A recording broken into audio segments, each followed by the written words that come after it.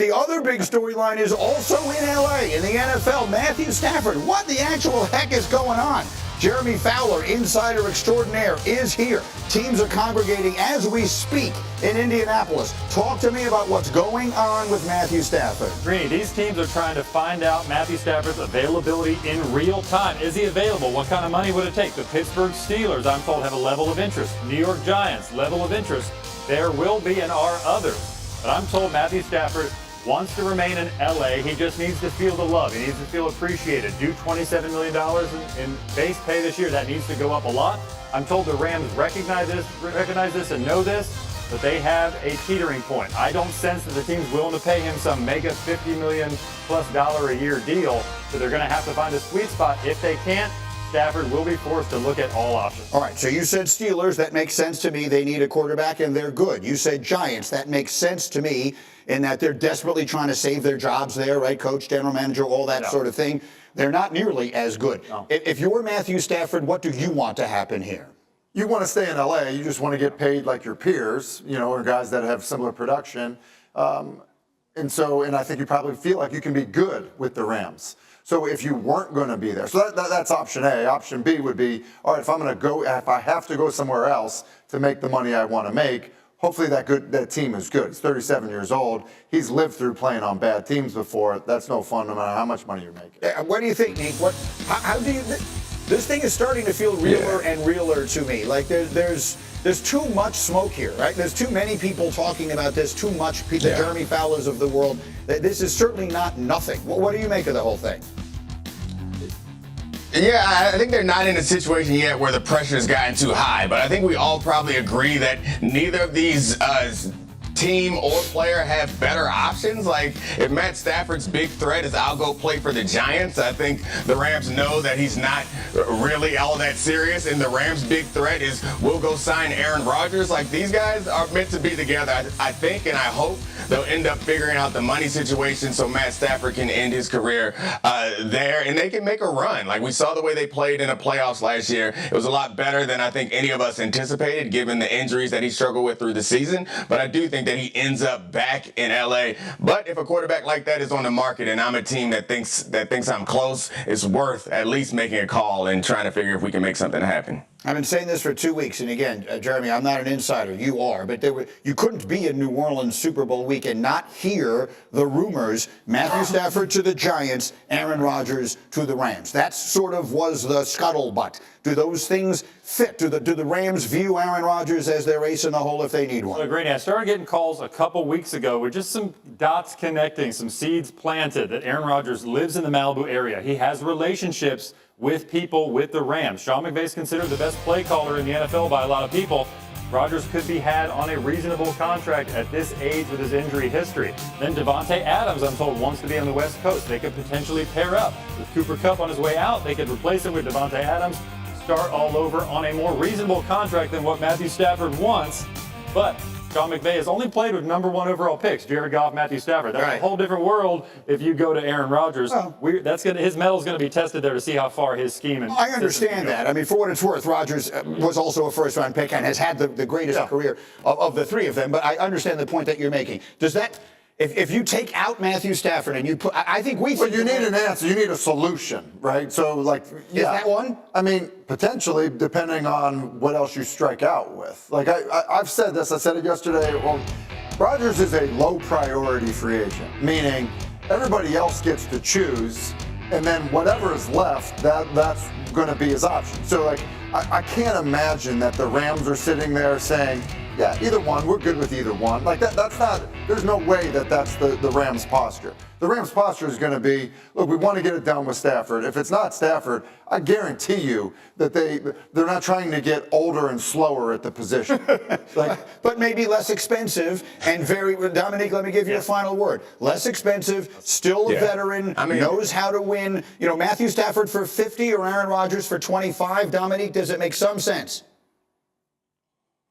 Yeah, I mean, it makes some sense, but he's less expensive for a reason. And I think we all are tiptoeing around the fact that there are other complications that come with putting Aaron Rodgers in your locker room. At least that's what we saw take place with the Jets. It wasn't, there aren't a lot of players or coaches or fans, frankly, that are sad to see him leave. And the same thing was true when he left Green Bay. So, I've never been on a team with him, so I hesitate to make any sweeping, judgments about him on adding to a team. But I do think that the track record speaks for itself, and I think they would much rather stick with their aging quarterback that they have now than, even if it's much cheaper, than switch over to Aaron Rodgers. Oh, yeah, of course. No, there's no tiptoeing around anything. If the conversation with Rodgers was only about football, this would be a lot easier. He'd probably still be on the Jets. You said it yesterday. He'll be one of the best 32 people on the planet to play the position. Correct. But look, it's not all in a vacuum of how you do it. Where's your franchise? What's the rest of your roster? Does he really want to be here? Does it fit with what you want to do offensively? All of those things. Let's figure it out. Hold that thought 1 second. We have much more to say, as you can see. We go. Is it Matthew Stafford's time to change teams? We may find that out any minute as the combine gets underway. All the wheeling and dealing has begun. Our football crew is in the building. We got Dominique Foxworth, we got Tim Hasselbeck, and I got my insider extraordinaire, Jeremy Fowler, to start the conversation. What are we hearing about Stafford? Greeny, NFL teams right now are at the NFL Combine in Indianapolis trying to sort this out. What is Matthew Stafford's real availability? Is he available? Pittsburgh Steelers, I'm told, are one. They have interest. New York Giants, I'm told, have a level of interest. Other teams are involved here trying to sort out what it would take. Trade compensation, package, financials, all that. But I'm told that Matthew Stafford wants to remain an LA Ram. He just needs to feel appreciated, needs to feel the love, financially get a raise on his $27 million that he's due. I'm told the Rams understand that. They're willing to do that, but to a point. This won't be a $55 million a year mega deal from the Rams, most likely. So they're going to have to find a sweet spot, or else Stafford will be exhausting his options. And then again, we keep hearing the name Aaron Rodgers kind of hovering in the background as a possible replacement there, just as a veteran presence. Tim. Yeah, and to that point, I would just say, that's just like hey, now we're in trouble. We need somebody. To me, it's not a priority. The plan can't be, hey, we're going to go to $35 million on Stafford, and if it gets above that, then we're going to just pivot to Aaron Rodgers at 25 because that's going to help us get to where we want to go.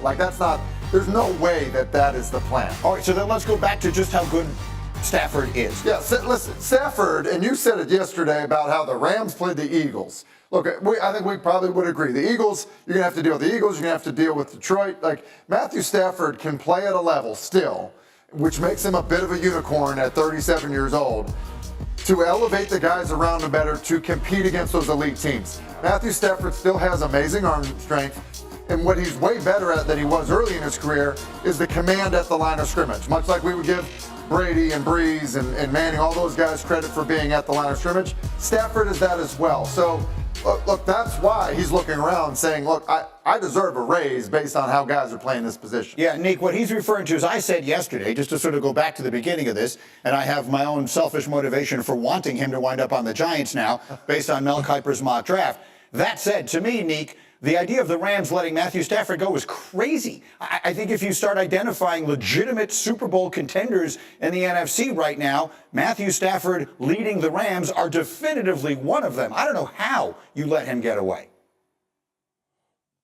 Yeah, I think especially given how well their young defense started playing towards the end of the season, that defensive front, that they feel like a team in the NFC that has a legitimate shot. I do understand the Rams being concerned about committing too much long-term to a quarterback like this at this age, because that the injuries are going to catch up to him at some point, and we thought we were entering an era where these quarterbacks could play until they were 40. That's clearly not the case for all other quarterbacks. I think the Rams could be concerned about the latter half of this if they have to give him some sort of extension in order to cover the big bonus or to cover his salary over the next few years. So that would be the concern, but when you're close, you think you have a chance for a title, that's a risk that I think that you have to take, and I think the Rams will eventually take. Most of the quarterbacks making big money signed those deals prior to being 32. That's what's weird about this. I remember talking to Bill Polian when we worked together at ESPN. And he basically said, free agency, where the money goes is age and injury history. Well, Stafford's old, but he doesn't have the crazy injury history. He's been a warrior through all of the injuries. Now, listen, like you think about guys that have, so Kirk Cousins, okay, it didn't work. It was a lot of money on an older guy that had bad injury history. Aaron Rodgers on an older guy that didn't have a ton of injury history, but it popped up. It can end up sinking you if you get it wrong. Are there outliers? Yeah. Brady, Manning, all of them, there are outliers. But that's why I think the Rams are saying, well, go see what the market is then.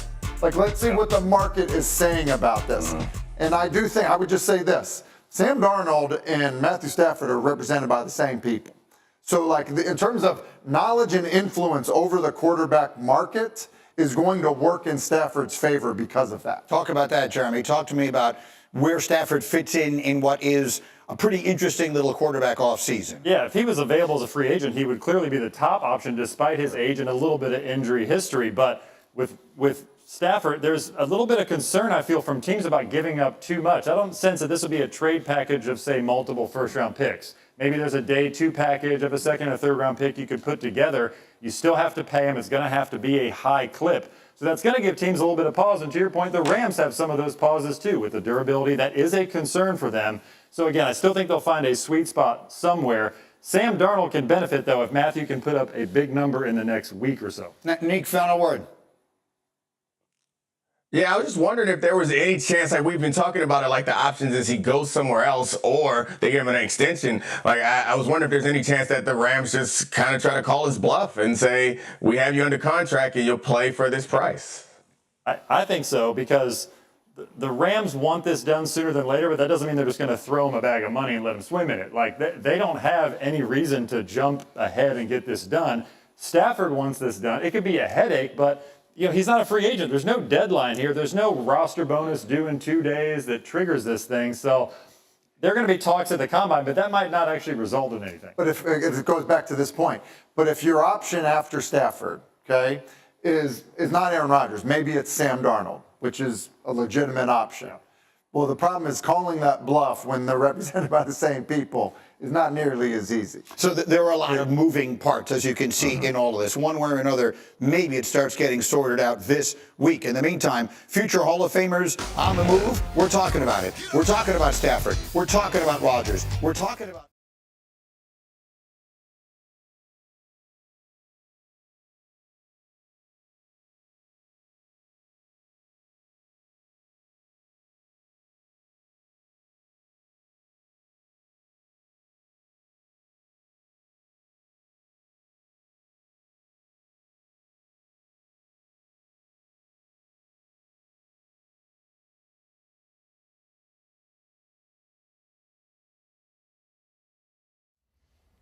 How's it going, everybody? Villa Sports Network here. Just want to thank you guys for your support on the channel. Thank you guys for watching the video. Hope y'all enjoyed it. I also want to kind of remind you to don't forget to leave a like on the video, subscribe to the channel, and leave a comment on the video if you like as well. But regardless of the fact, thank you again for your support, and hope to see you on the next video.